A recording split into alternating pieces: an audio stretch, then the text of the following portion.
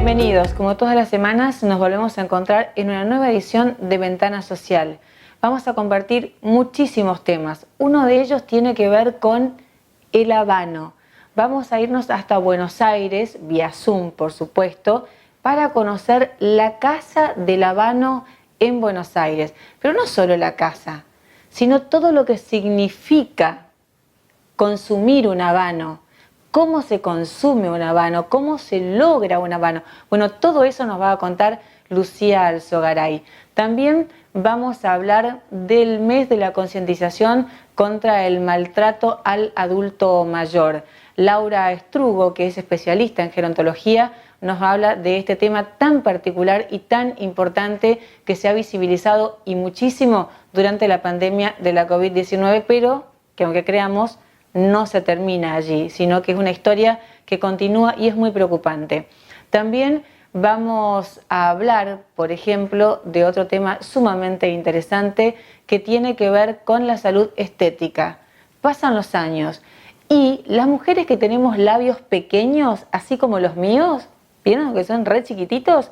Bueno, cuando pasan los años, esos labios se van metiendo hacia adentro.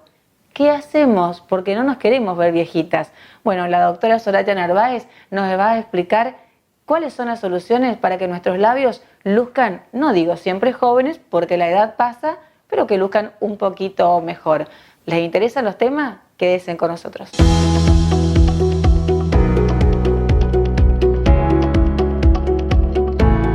El maltrato contra las personas mayores es realmente muy fuerte y tiene muchas aristas. No solo tiene que ver con el maltrato físico, que por ahí es lo que más se visibiliza. Tiene que ver con el maltrato psicológico, con el maltrato social, pero también, y esto es muy importante, con el maltrato económico. Si bien el 15 de junio se conmemoró el Día de Concientización contra este maltrato para con los adultos mayores, lo cierto es que todo el mes se utiliza para hablar y mucho del tema. Un tema que se tendría que hablar en realidad todos los días durante todo el año. Laura Estrugo, que es psicóloga y especialista en gerontología, nos cuenta sobre este tema. La población de adultos mayores es una población vulnerable, ¿no? Porque no necesariamente a todo el mundo, pero sí hay una tendencia a la pérdida de funciones, ¿no? Físicas, mentales, capacidades. Entonces, esto de no poder recordar dónde se pusieron las cosas, de depender de otra persona para hacer lo que se necesita hacer, aunque se lo recuerde, vuelve a las personas con grados de dependencia y vulnerabilidad que hacen que las personas de mala fe se aprovechen, ¿no?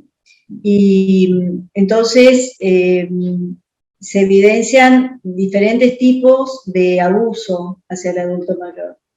En lo material, el robo de pertenencias, en lo financiero, el robo de firmas, el decir, bueno, no podés ir sola al cajero a buscar el dinero, te lo busco yo, pero como además tampoco te acordás cuánto es lo que cobrabas, te entrego lo que me parece, y como además tampoco sabés el valor del dinero, te digo que es tanto, ¿no? Entonces son estas cosas que pasan en diferentes ámbitos, en lo más familiar, en los cajeros mismos de diferentes entidades, supermercados, lugares donde se pagan impuestos. El adulto mayor es una persona vulnerable al abuso físico, en este caso estábamos hablando al abuso económico, debido a sus dificultades en el ámbito de lo cognitivo. Hay gente que es abusiva, hay mucha gente que no lo es, hay gente que es incapaz de tocar lo que no es suyo, no importa la oportunidad, digamos, ¿no? Pero hay gente que sí, que es abusiva.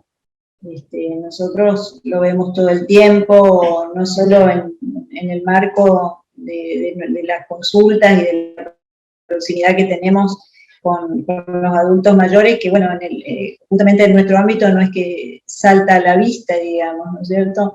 Pero sí tenemos noticias y lo sabemos de otras personas que han decidido ir a internarse porque un familiar le administraba sus pagos, pero resulta que no le pagaba el alquiler y entonces lo desalojaban.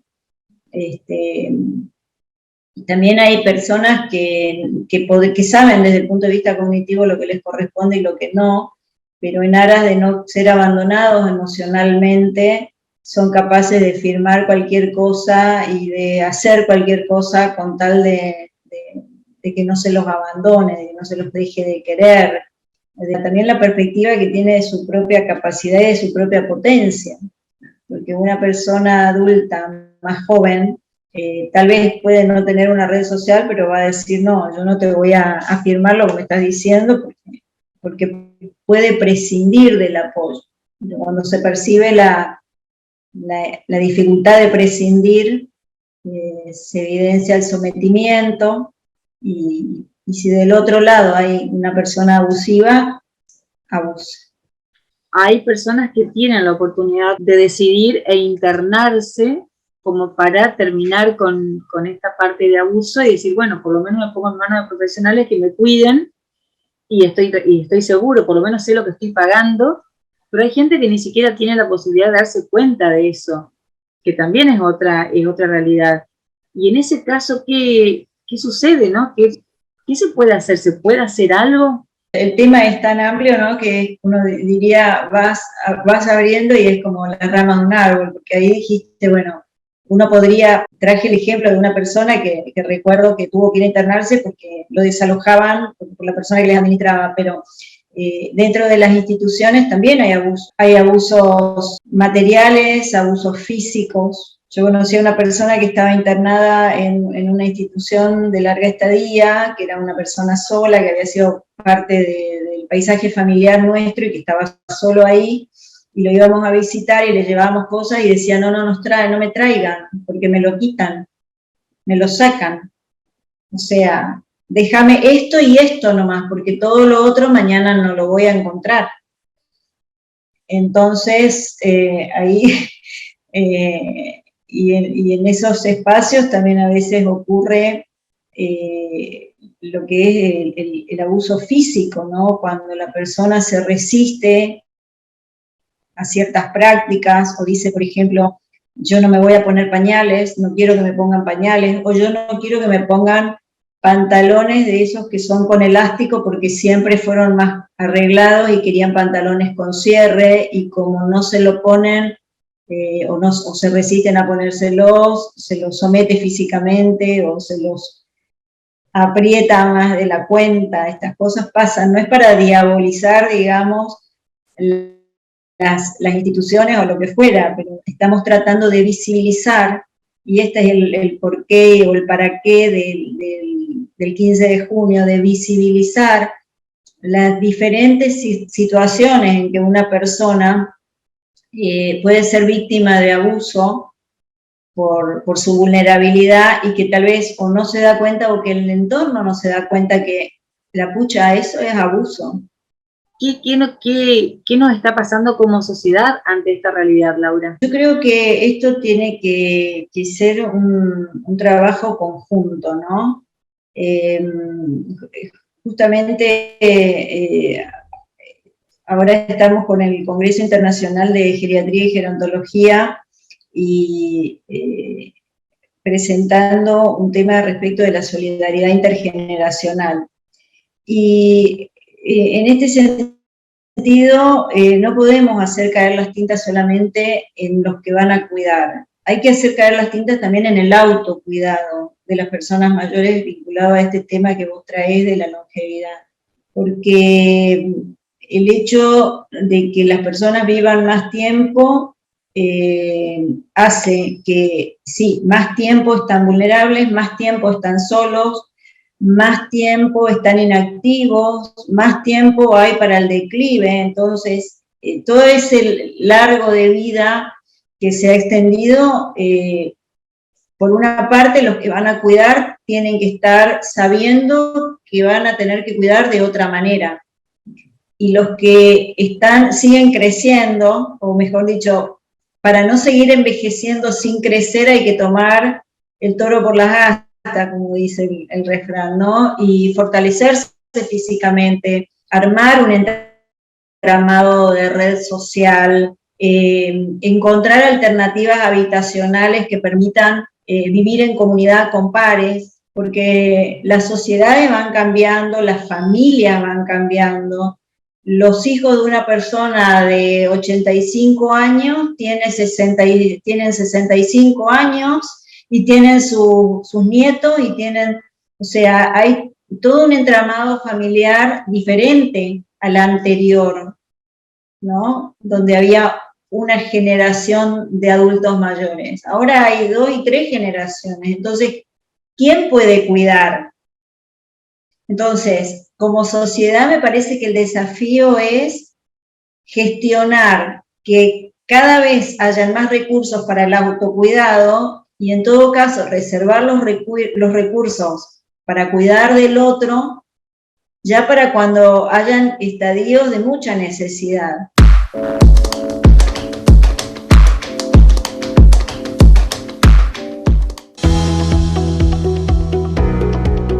En relación a los aumentos de casos de violencia, que si bien esto se viene dando ya desde hace un tiempo, creo que siempre lo venimos conversando, que es una cuestión que la pandemia ha incrementado.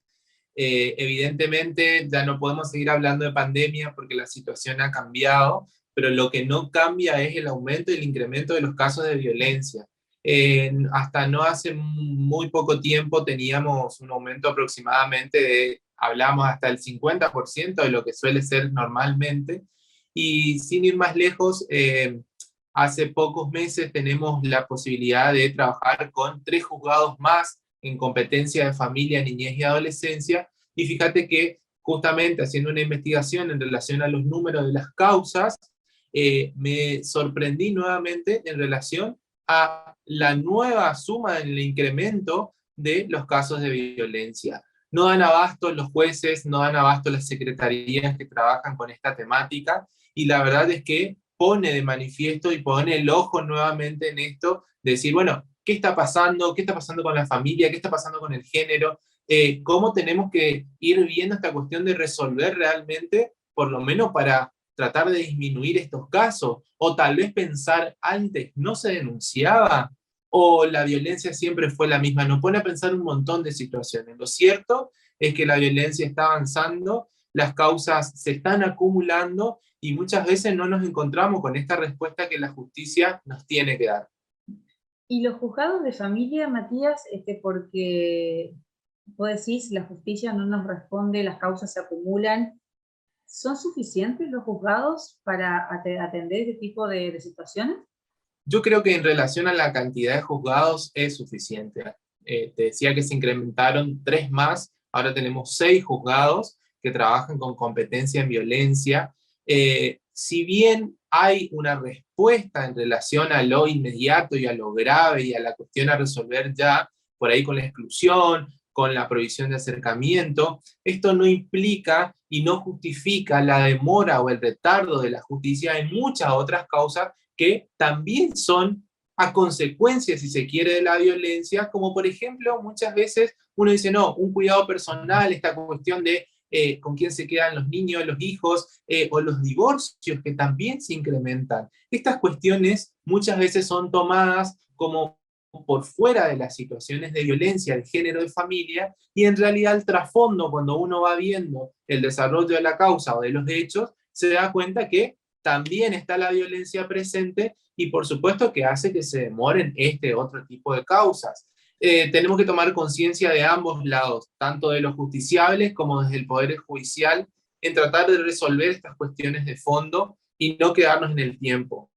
Sin ir más lejos, en lo particular, dentro de la consultoría, tenemos habilitaciones de días y horas en algunos juzgados, generalmente en los mismos, siempre, y no tenemos solución, no tenemos respuesta, y como te digo, la violencia encubierta en un cuidado personal, en un alimento, en un divorcio, y esto me parece que implica la cuestión de fallar con perspectiva de género. Y el fallar con perspectiva de género no quiere decir que el juez del otro lado o los abogados, los colegas del otro lado, debemos estar todo el tiempo manifestando que hay violencia económica, que hay violencia psicológica, que hay violencia física, sino que esta es la astucia que tiene que tener el juez en detectar realmente estas cuestiones, fallar con perspectiva de género y no demorar. No tenemos que estar habilitando, no tenemos que estar pagando tasas todo el tiempo para resolver cuestiones que deben resolverse de manera urgente. Tener presente que la violencia, estamos hablando de la violencia en contexto familiar o de género, se resuelve dentro del contexto civil, dentro de los juzgados de familia.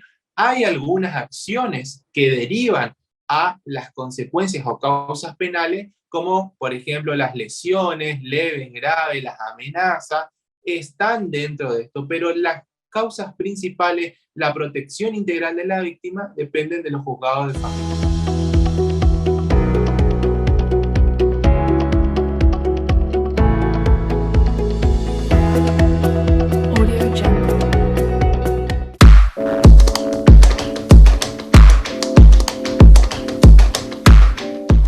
Además de su tarea legislativa, el vicegobernador Pedro Brayar Porcar realizó varias actividades. Nosotros compartimos esta con ustedes.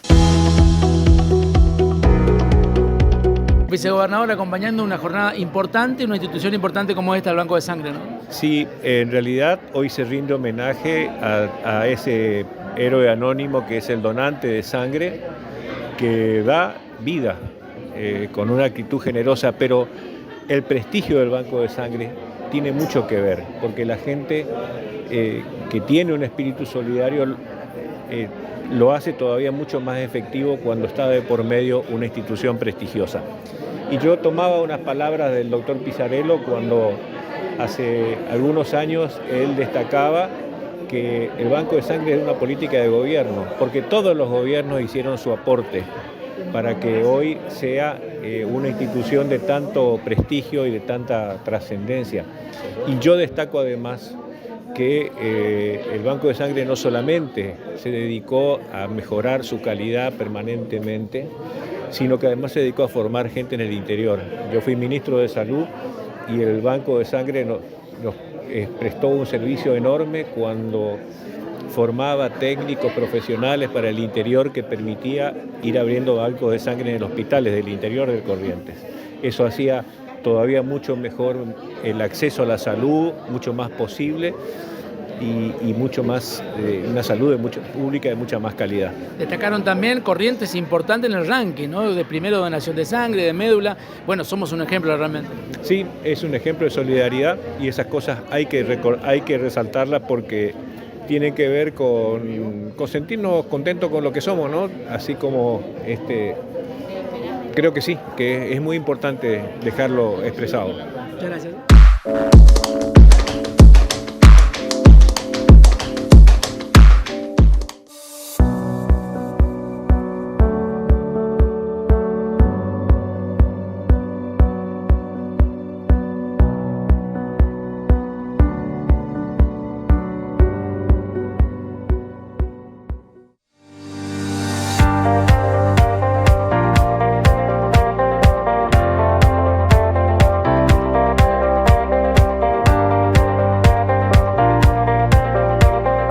La primavera en tu vida con el Palacio de las Flores. La Rioja, casi 9 de julio, te invita a descubrir el fascinante obsequio de la naturaleza. Arreglos, ramos, tocados, plantas ornamentales y de jardín. También souvenirs. Deja que las flores hablen por vos. El Palacio de las Flores te espera en La Rioja 810. También podés llamarnos al teléfono 4420-530 o al celular 3794-26563. Atiende las 24 horas. Verte bien, hoy es un lindo día para verte bien, hoy es un lindo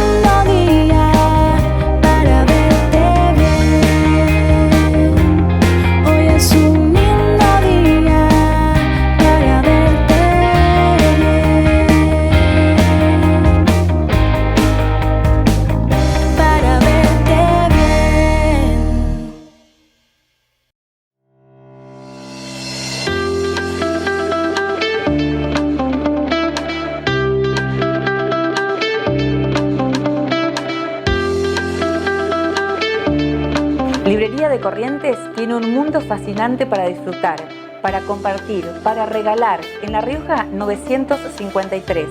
Todas las novedades del mercado editorial en un solo lugar. Si no lo tenemos, te lo traemos. Tomamos pedidos especiales, novelas, poesías, ficción, historia, biografía, ciencia, los títulos de todos los géneros. No te pierdas el rincón de literatura infantil. También obras jurídicas, medicina, psicología. Orientamos a los profesionales en su búsqueda. Librería de Corrientes, te esperamos en La Rioja 953. Financiación y todas las tarjetas. ¿Tenés reclamos o consultas? ¿Querés averiguar sobre operativos, eventos, gestiones? ¿Realizar un trámite o libre deuda? Esto y mucho más ahora lo podés hacer por WhatsApp con MuniBot. Comunicate con el asistente virtual de la municipalidad al 3794 34 17 68. Estamos las 24 horas para atenderte. Municipalidad de Corrientes.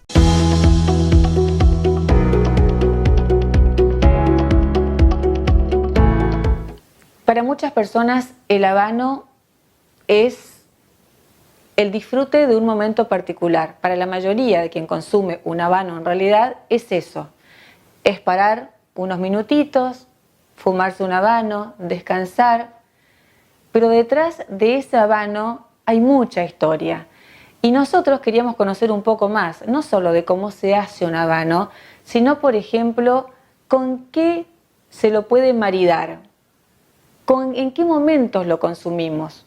¿Cómo se llega al habano? ¿De dónde viene? Bueno, para eso dialogamos con Lucía Alzogaray, que es la propietaria de la Casa del Habano, y en este programa le vamos a presentar la primera parte de esta nota que es sumamente interesante.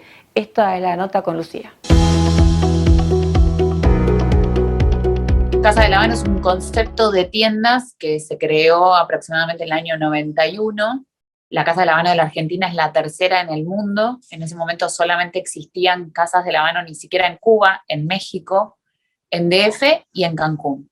Y la tercera Casa del Habano que se funda en el mundo es la nuestra, es la de la Argentina, que es un concepto de tiendas donde se venden habanos, pero además hay un espacio para los fumadores, para que puedan venir a fumar dentro de nuestro local.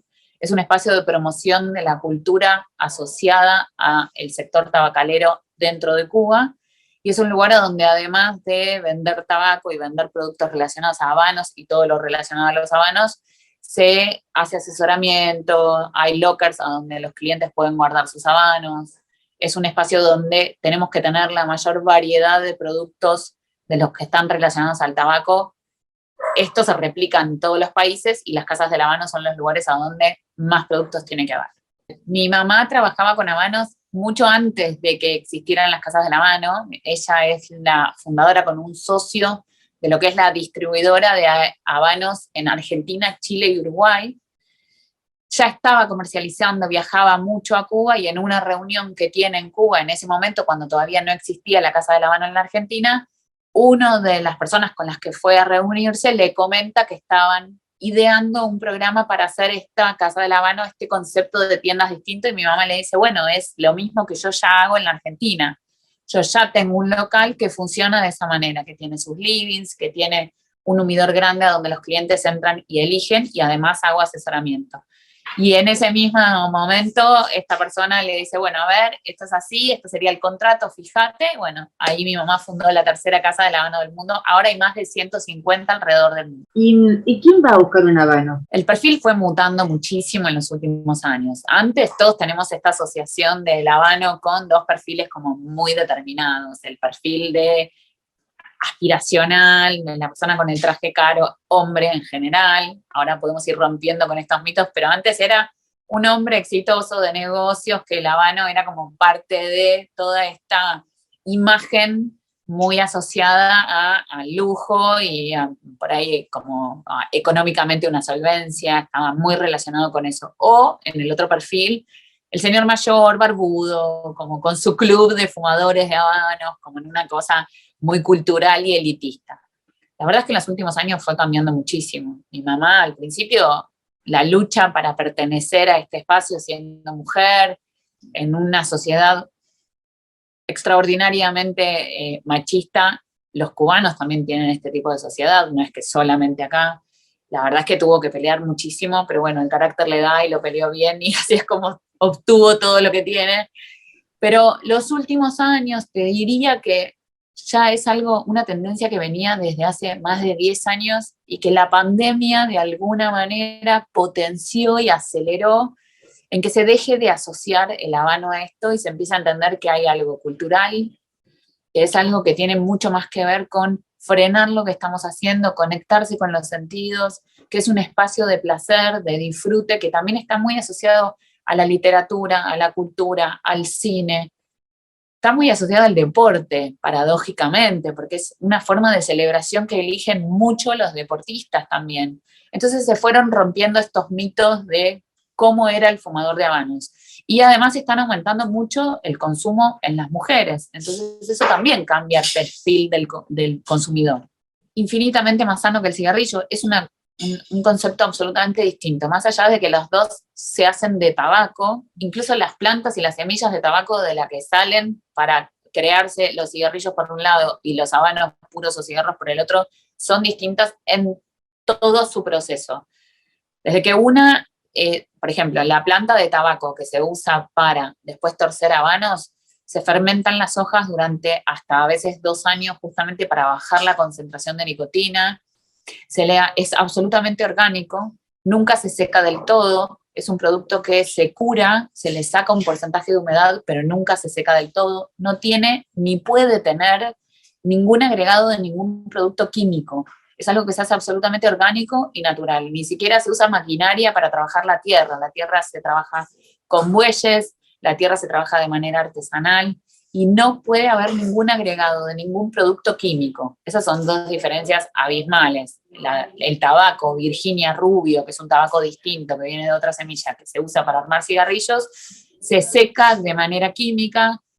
Es todo productos que hacen que se acelere este proceso, es industrial, se hace con maquinaria, y con los habanos es totalmente distinto. No puede haber ninguna máquina en el proceso, ni siquiera en el armado de las cajas. Todo es absolutamente artesanal. Y la gran diferencia, en la que por ahí todos conocemos, pero es una diferencia muy notoria en cuanto a salud, es que el humo del tabaco para cigarros puros y habanos no se traga. Las papilas gustativas están en la lengua y en el paladar, y ahí es a donde tiene que llegar. Entonces, sabiendo que el intercambio gaseoso se hace en pulmones, ahí hay una diferencia enorme. Esto se deja en boca, se exhala y nada más. Incluso lo que se trabaja en la fermentación y en la tierra, ni siquiera es solamente el proceso de fermentación largo de 2 años que hablamos, sino que a la tierra se le agrega calcio, potasio, magnesio para que baje la concentración que después la hoja de la planta de tabaco tiene de nicotina, de los productos que después con la combustión y el calor se transforman en alquitrán. Entonces todo eso está trabajado para que disminuya en la menor concentración posible. Decía recién que varió bastante el consumo incluso durante la pandemia, que viró incluso hacia las mujeres. ¿Qué pasó en tiempos de pandemia? Yo creo que varios fueron los factores que intervinieron para que esto suceda. Primero que había más tiempo disponible para hacer cosas que por ahí a uno le llamaban la atención, pero en la cotidianeidad no se encontraba ese tiempo. Entonces en pandemia estábamos en casa, había un vuelto que por ahí se usaba en otro momento para salidas, para ir, para viajes y un montón de cosas que de repente estaba disponible para otras cosas. Y además la virtualidad y el tema de poder achicar esas distancias hizo que el que quería probar un habano de repente, a ver, lo voy a comprar. Y atrás de eso había alguien que desde un celular o desde WhatsApp o desde un video de internet le decía, bueno, esto se hace así es como se fuma. Porque tal vez a muchos les parecía medio privativo esto de, a ver, abro la puerta de una tabaquería y entro. Se conocía como un mundo como muy de elite y difícil de acceder. Por ahí daba hasta vergüenza llegar y decir, hola, no fumé nunca, pero quiero probar un habano.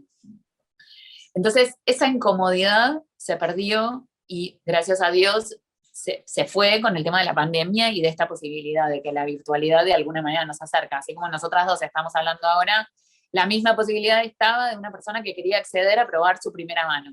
Entonces, bueno, el primero, prueba esto, prueba lo otro, y además la facilidad que encontramos ahora todos de la compra online, de poder decir, a ver, quiero tal cosa, bueno, entro. Antes había más desconfianza de alguna manera, había una imposibilidad de comprar algo que teníamos que ir a una tienda y comprarlo, por ahí viajar a Buenos Aires porque no en todos lados hay una tabaquería.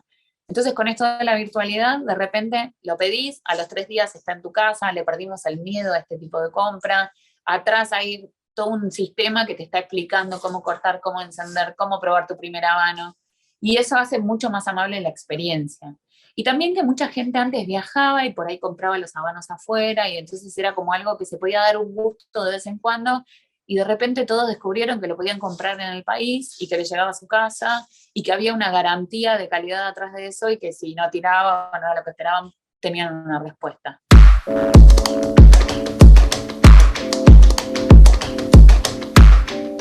Varias actividades tuvo el intendente Eduardo Tazano durante esta semana. Compartimos con ustedes la siguiente.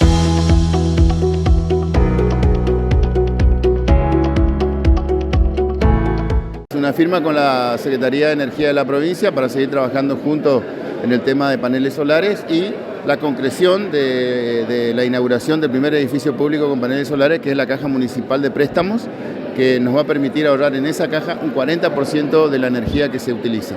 Así es, sobre todo en esta semana exactamente del medio ambiente, que es una semana mundial y que nos permite mostrar acciones concretas en nuestra lucha contra el cambio climático. La municipalidad está embarcada ya desde hace un tiempo en o integra esta comunidad de ciudades eficientes. Y bueno, lo que se plasmó hoy a través de la firma de un convenio es un trabajo que venimos realizando con la Caja Municipal de Préstamos, que es más focalizado hacia la eficiencia energética del edificio en sí mismo. Eso implica que se hizo una serie de modificaciones para tratar de bajar el nivel de consumo, mejorando también la iluminación, o sea, en todo lo que es iluminación se hizo una reconversión a luminarias LED, y también como parte del mismo esquema se colocó un pequeño generador fotovoltaico, pequeño, en el techo de la municipalidad para generar parte de la propia energía que consume, y así transformarse en un generador y consumidor. La política de la municipalidad, así como la política que llevamos a cabo desde la Secretaría de Energía mediante el gobierno de la provincia del doctor Valdés, es lograr la mayor generación propia que podamos a través de fuentes de energía renovable, o sea, incorporar en la matriz energética de la provincia la mayor cantidad de generación renovable que podamos, ya sea de biomasa, solar. En el caso de las ciudades, la solar es la que más se puede implementar o adaptar, y la municipalidad está muy comprometida y quiere seguir trabajando, así que seguiremos trabajando en este camino. Tal cual, precisamente por eso se integraron los equipos de trabajo. Lo de hoy fue simplemente formalizar algo que ya venimos haciendo desde hace un tiempo en un área muy específica que es eficiencia energética y energía renovable. Seguimos trabajando en lo que es el cuidado de nuestra casa en común, ahora con la instalación de paneles solares en la Caja Municipal de Préstamo, el primer edificio con energía sustentable en la Municipalidad de Corrientes, y esperamos que esto pueda replicarse no solamente en otros edificios municipales, sino que otras empresas, como en su momento sé que la Quilmes tenía un programa, y la misma provincia está desarrollando actividades para dotar de paneles solares, en este caso, para disminuir el consumo energético y transformarlo por energías renovables.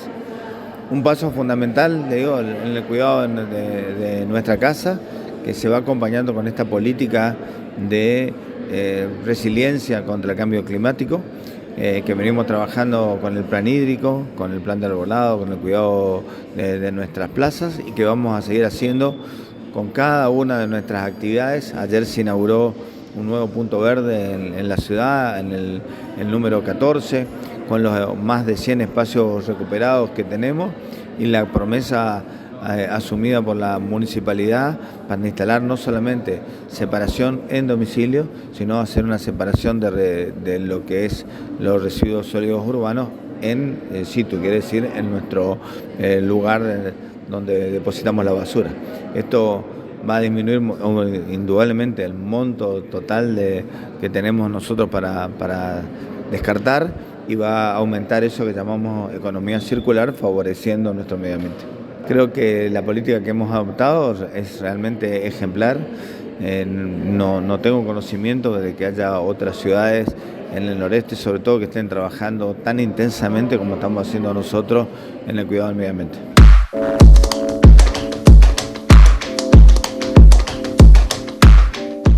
Y como le decía al principio del programa, hay mujeres, como quien les habla, que tienen los labios muy finitos. Y con el correr de los años, esos labios se van deteriorando. Y tienen la particularidad de que hay una parte aquí abajo que se va metiendo hacia adentro. Es como que se va perdiendo y se achica aún más. Por supuesto, no nos gusta. Y la pregunta a la doctora Soraya Narváez en este caso es: Soraya, ¿qué hacemos? Porque no queremos vernos un poco más viejas. Aunque es cierto que el paso del tiempo no se puede detener, hay algunas opciones que nos ayudan a vernos un poquito mejor. La doctora Soraya Narváez nos dice lo siguiente.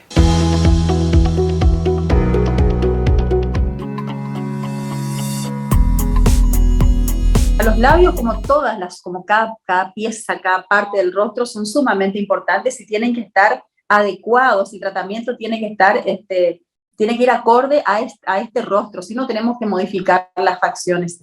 Los labios no tienen, así como las narices, no tienen que ser iguales para todos los pacientes ni para todas las pacientes. Esto que decís va pasando, por esto que en otro Zoom habíamos hablado de que vamos envejeciendo, y huesos que se reabsorben, la piel que se va retrayendo, la oclusión que se va modificando, que es el piso, es el soporte de la boca. Entonces, ¿qué pasa? Los labios se van afinando, y las que natural, por ejemplo en mi caso, naturalmente no tenemos muchos labios, siempre tuvimos boca chica, prácticamente desaparece la boca.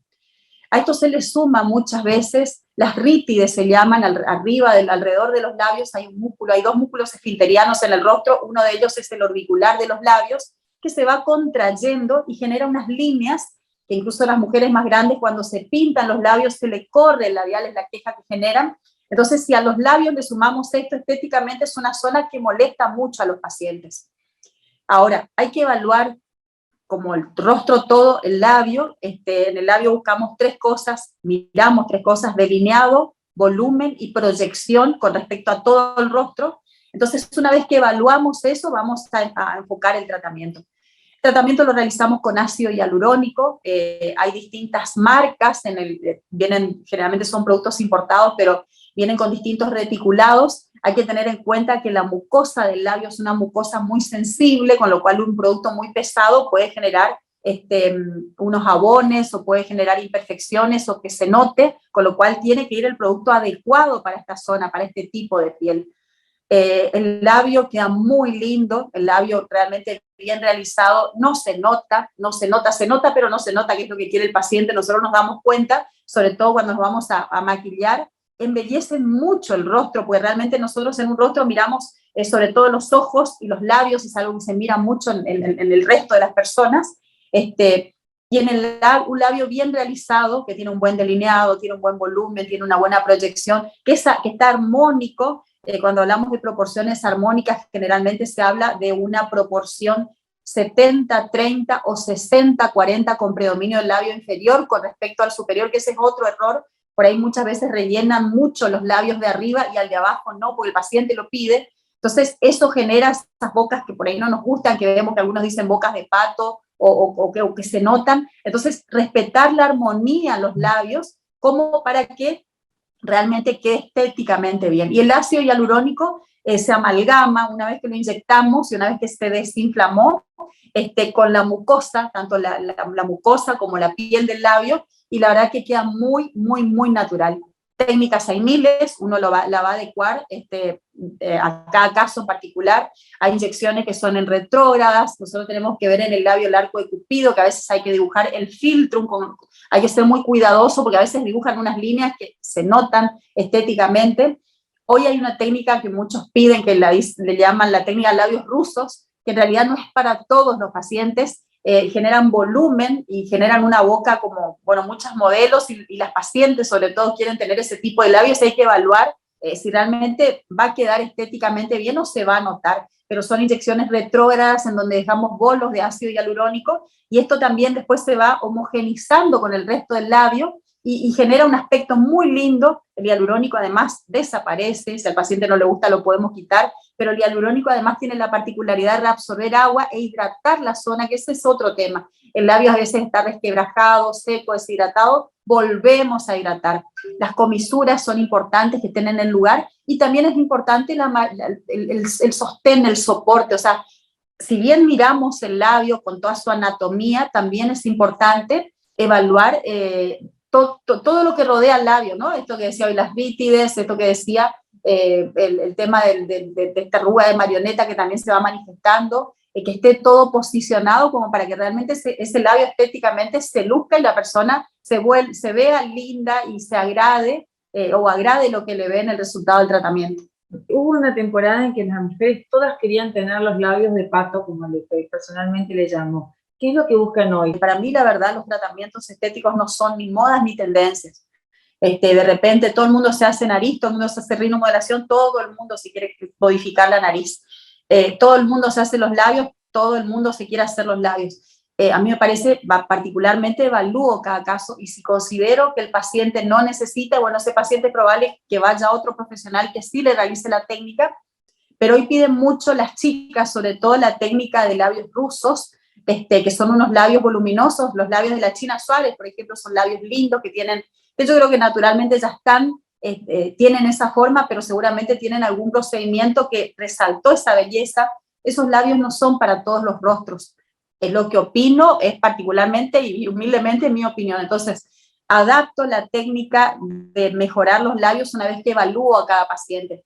Y si el paciente o la paciente no lo necesita, no vamos a realizar el procedimiento y en eso no me deja mentir mi paciente, porque muchas veces digo que no y aún a la insistencia sigo diciendo que no porque respeto mucho la armonía. Me parece que la belleza, soy muy consciente de que la belleza pasa justamente por respetar esto y en donde nosotros modificamos algo, en donde algo se nota y en donde alguien te sacó la ficha y te dice, te hiciste los labios, te hiciste un botox, quiere decir que el tratamiento o tenés un ojo muy crítico y realmente estás muy entrenado o realmente el procedimiento no fue bien realizado.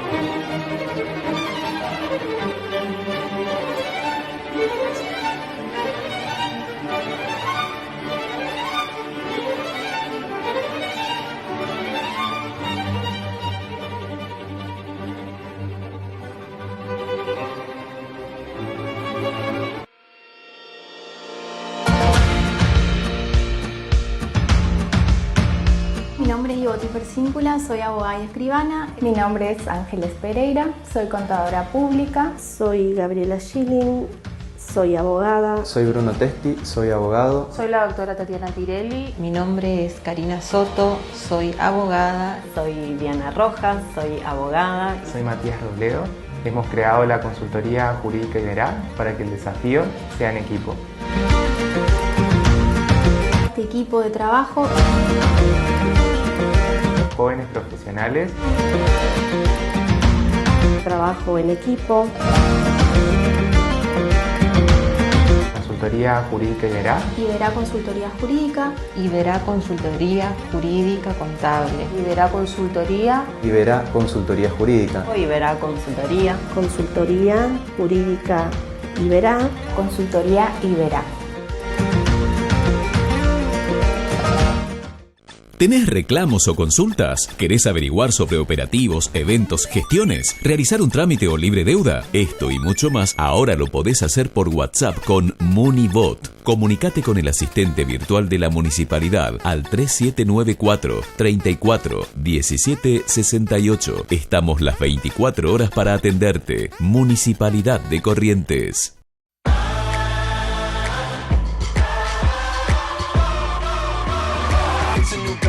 It's a new day. Some things are different, but nothing has changed. Still got my number, still got my name. Tell everybody I'm back in the game.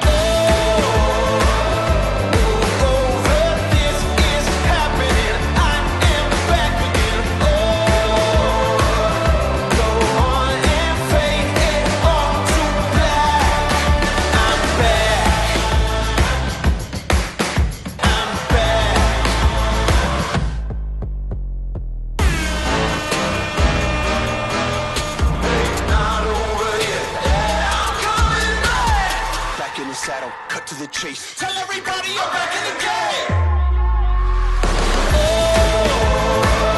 Go on and fade it all to black. I'm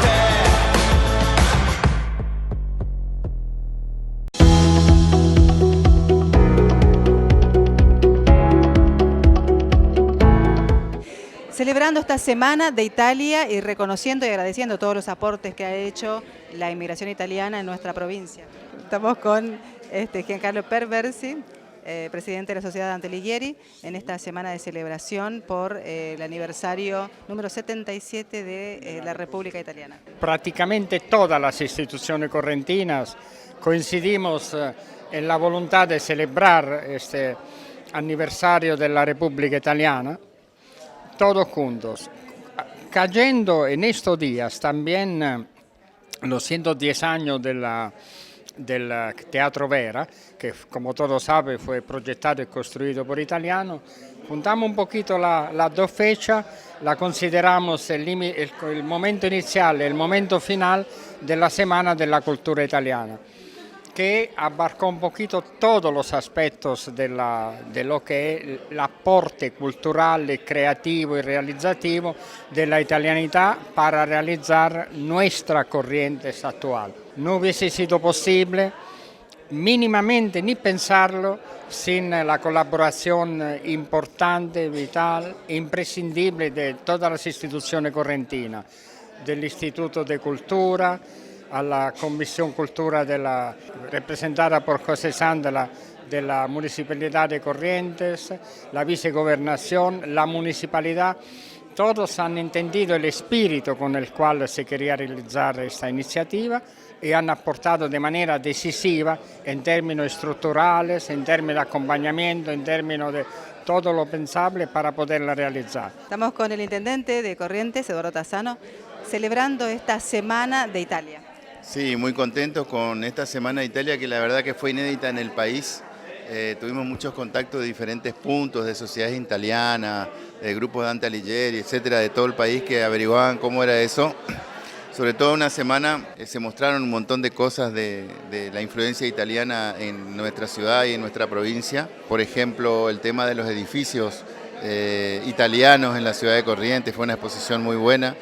Y bueno, diferentes cosas de la historia, de la cultura italiana en una semana, ¿no? O sea, hay lugares donde hay semana de la gastronomía, por ejemplo, pero acá fue una semana de todo, del arte, de la cultura, de la historia, de un país que está muy ligado a la Argentina desde sus orígenes.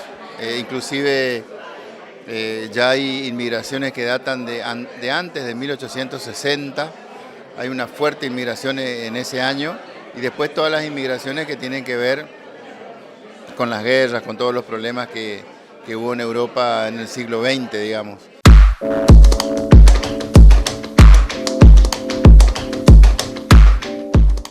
Como todas las semanas compartimos literatura y lo hacemos de la mano de Librería Corrientes. Este es el título que elegimos para esta semana.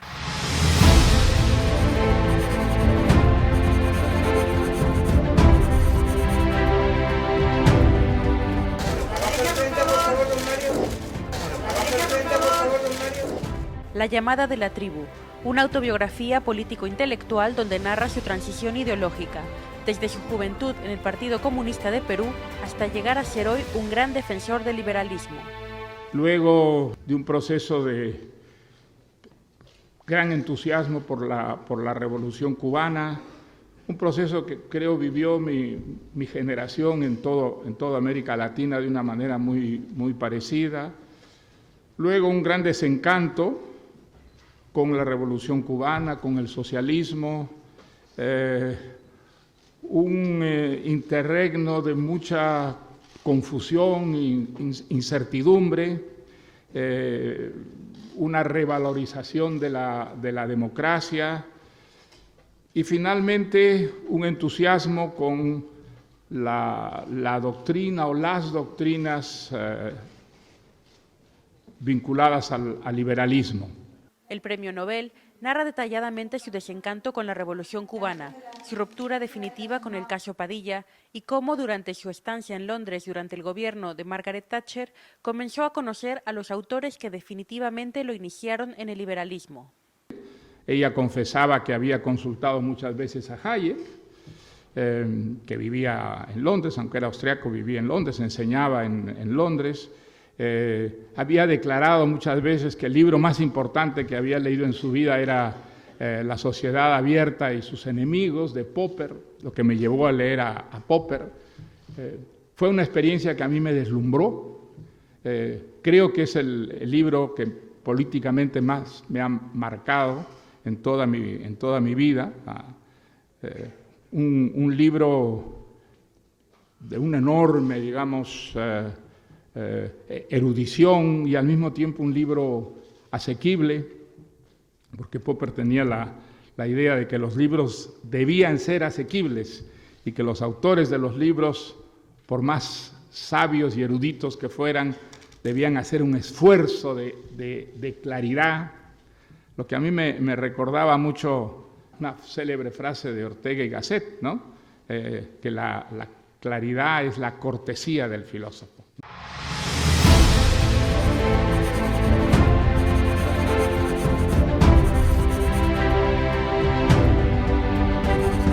He escrito este libro,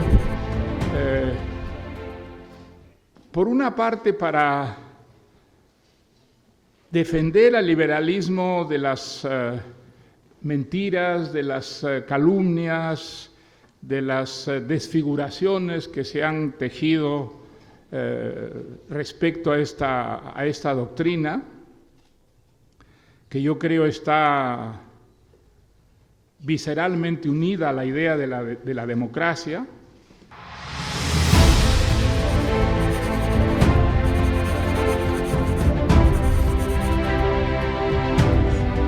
La cultura debe manifestarse con toda libertad, aunque nos guste o no nos guste. El cuadro de ese señor no era un cuadro, era una estupidez, era una provocación. Pero no había que prohibirlo, pero qué locura prohibirlo. Le han dado un prestigio extraordinario, algo que no merecía tener semejante prestigio, ni muchísimo menos, porque era una pura y simple provocación, y había que dejar que estuviera allí presente. Y ese libro yo no lo he leído, pero desde luego que yo estoy contra la prohibición de todos los libros. Yo creo que los libros deben salir y si son provocaciones de talento, en buena hora. En buena hora van a mostrarnos que el mundo es mucho más complejo de lo que creíamos, ¿no? Entonces, no debe haber censura, ese es un principio liberal básico. Debe abrirse la puerta de una manera tolerante a todas las manifestaciones del arte.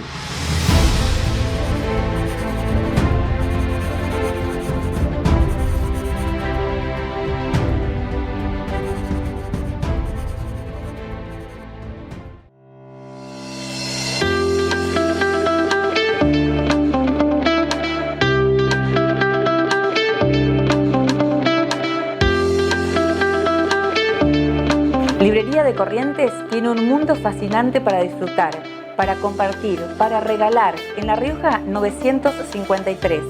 Todas las novedades del mercado editorial en un solo lugar. Si no lo tenemos, te lo traemos. Tomamos pedidos especiales. novelas, poesías, ficción, historia, biografía, ciencia, los títulos de todos los géneros. No te pierdas el rincón de literatura infantil. También obras jurídicas, medicina, psicología. Orientamos a los profesionales en su búsqueda. Librería de Corrientes, te esperamos en La Rioja 953. Financiación y todas las tarjetas.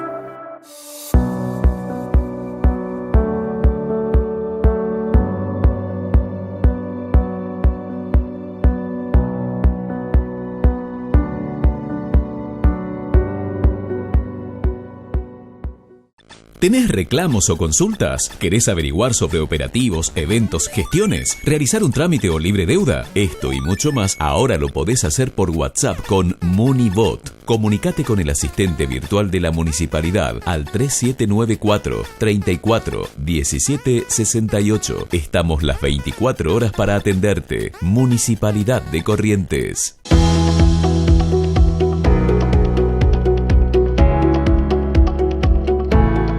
Y llegó el momento de despedirnos, Dios mediante, como lo decimos siempre, nos reencontramos la próxima semana, pero no sin antes agradecer a Adelina Bayer por la indumentaria, no sé si vieron el chaleco impresionante, el accesorio, y a Nancy Frutos por el peinado y el maquillaje, y por supuesto a todos ustedes por estar del otro lado de la pantalla. Muchísimas gracias.